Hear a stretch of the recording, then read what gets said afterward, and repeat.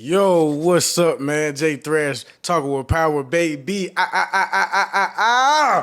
Let's go. I just did a whole 10-minute video and it was on mute the whole time. It's crazy. But I got so much energy I could do it again. Yo, I just had court today for my second son. This was my last court date today. They just granted me full custody. Do you hear me? Full custody. Yes, full. I can't even. As soon as they told me, I cried. I cried. I couldn't even hold myself together, man. I'm about to turn up so much for my son. It don't even make no sense. We about to. Oh man. I can finally be in his life the way I want to be. I can finally be the father that I never had. I can finally finally take the time that was never taken with me to actually be a man. I had to learn everything on my own.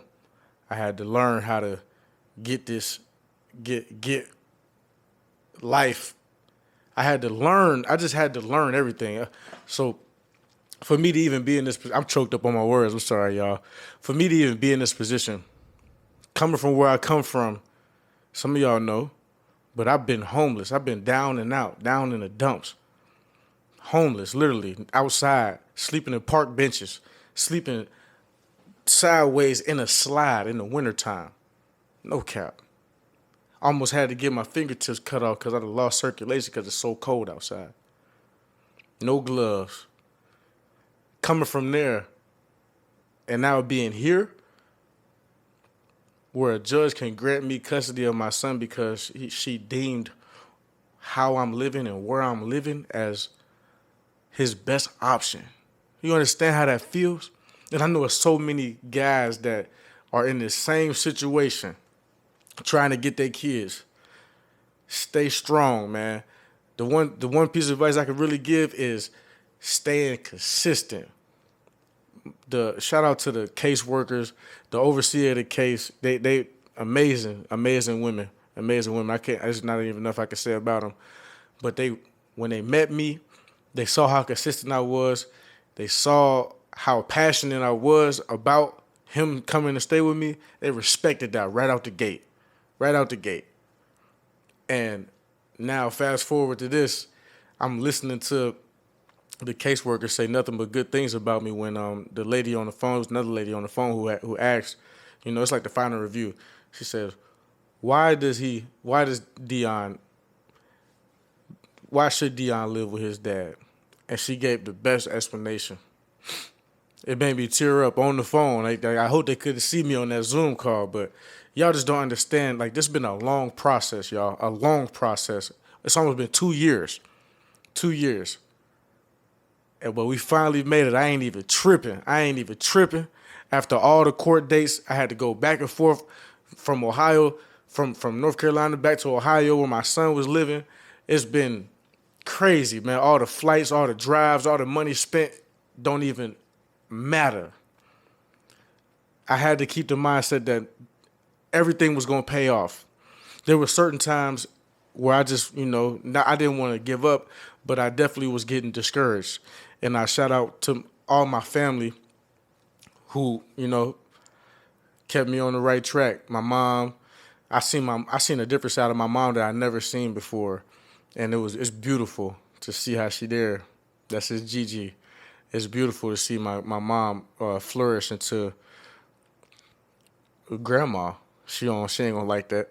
She don't like that word, but grandma, granny. My granny. She flourished into what I saw in my grandma, her mom. It's beautiful to see. But I gotta absolutely shout out my aunt Tracy. Without my aunt, boy, this wouldn't even happen. Back in November of 2021, my son was taken out of his home that he was living with his mom by CPS.